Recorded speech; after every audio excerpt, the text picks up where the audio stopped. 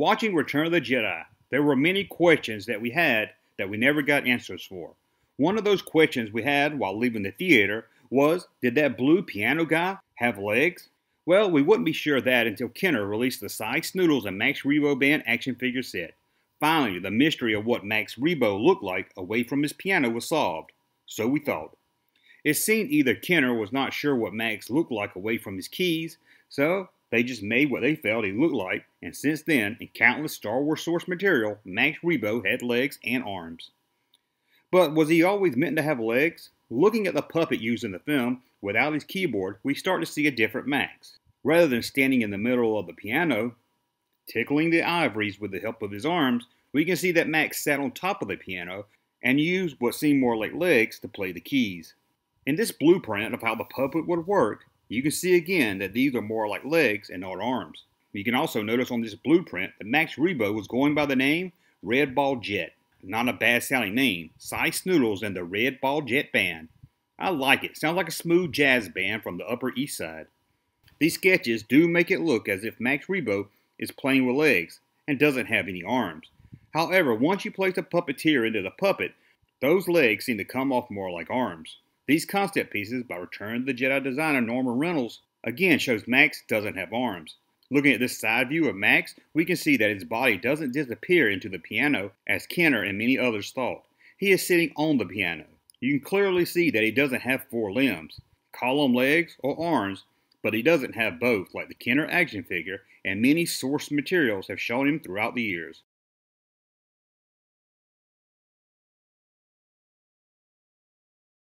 That's impossible, even for a computer. But it's not impossible. I used to bullseye womp rats in my T-16 back home. They're not much bigger than 2 meters. During the Rebel briefing scene before going up against the Death Star, we see a young pilot who has befriended Luke Skywalker. For many years, fans thought this was some lone pilot for the Rebels. However, according to the novel and the script, the pilot claimed to Luke Skywalker is his new X-Wing buddy, Wedge Antilles, who goes on to appear in at least 4 Star Wars films and saves the Rebels' asses a handful of times. But this Wedge looks different from the Wedge we are told that is Wedge a few moments later during the Death Star battle and in the sequels. Even if they do sound the same, who was this mysterious pilot? Many fans believe the pilot next to Luke in the briefing room is in fact Red 4, who we see killed during the Death Star battle. John D for you nerds out there. This pilot was played by Jack Cliff. May be hard to tell due to the quick scene, but this is not the guy listed as Wedge sitting next to Luke Skywalker. Looking at the call sheet for the actors needed for the briefing scene, there's one actor that only appears to be needed for this one scene, Colin Higgins. Who is Colin Higgins? Just a British actor who around the same time appeared in an episode of the great British television series Blake 7. As you can see from this photo, Colin Higgins on Blake 7 is in fact the other Wedge. For years, who this actor was unknown, as his name didn't appear in the credits. But over the last few years, he has become more well known for his role as the fake Wedge that he has appeared at conventions to tell fans about the day he played the other Wedge, or the first Wedge.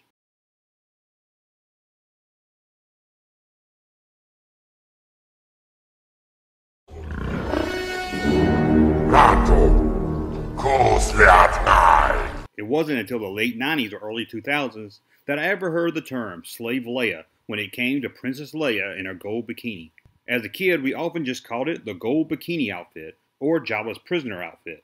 So this got me to wonder, what was it officially called during the filming of Return of the Jedi? Well, I found the answer to that thanks to the costume call sheet for the film. As you can see here, it's not called a slave outfit, or a prisoner outfit, or even a gold bikini. It was called Dancing Girl, or Dancing Girl with Cape.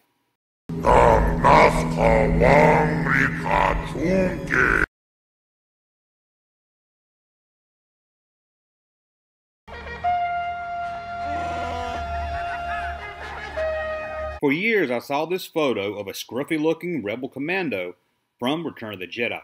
He was even in the photo source books as being an indoor soldier. Having seen Return of the Jedi at least 1,138 times, I've never seen this rebel commando during the Battle of Endor, or even in the briefing scene before the battle, or in the ship hangar. I've seen the Clone Wars Rex. I even seen Pruneface, but I never could find this guy. When I asked my Star Wars friends, no one could place him either. We all just figured it was some extra off-screen or too far in the background to be seen. No mystery to solve.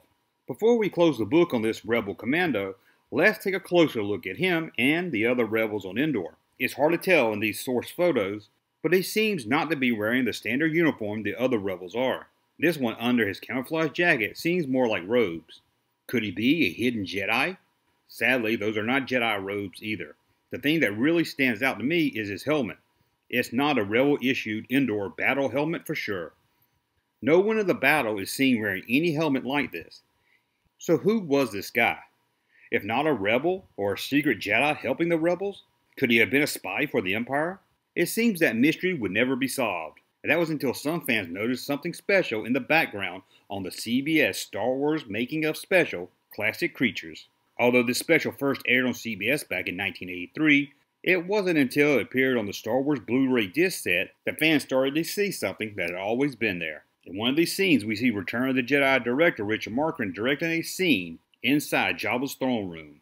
If you freeze the frame and look behind the director, you'll see the scruffy-looking Rebel Commando, or who we all assumed was a Rebel Commando. As us fans looked for the Commando during the Battle of Endor, we didn't check Jabba's palace. Sadly, checking it didn't help much either, as there doesn't seem to be a clear shot of the guy in Jabba's home, except for this one scene that might show the Rebel Commando in the background, but it's hard to make out for sure. In 2013, Star Wars' Pablo Hidalgo did a little digging himself in the photo archives at Skywalker Ranch and found 2 photos of this Commando in Jabba's palace. Finally, without a doubt, the one who we all believe was the Endor hero for the rebellion was in fact a henchman for Jabba the Hutt. And that's a look at some Star Wars mysteries solved. If you like this video, please let me know in the comments below so I can do more of this series, and maybe you have some mysteries you'd like me to check into. And until the next video, please thumb up this one so I know you like my content, subscribe to the channel, and we'll talk again soon. Thank you, sir, for that unsolicited testimony.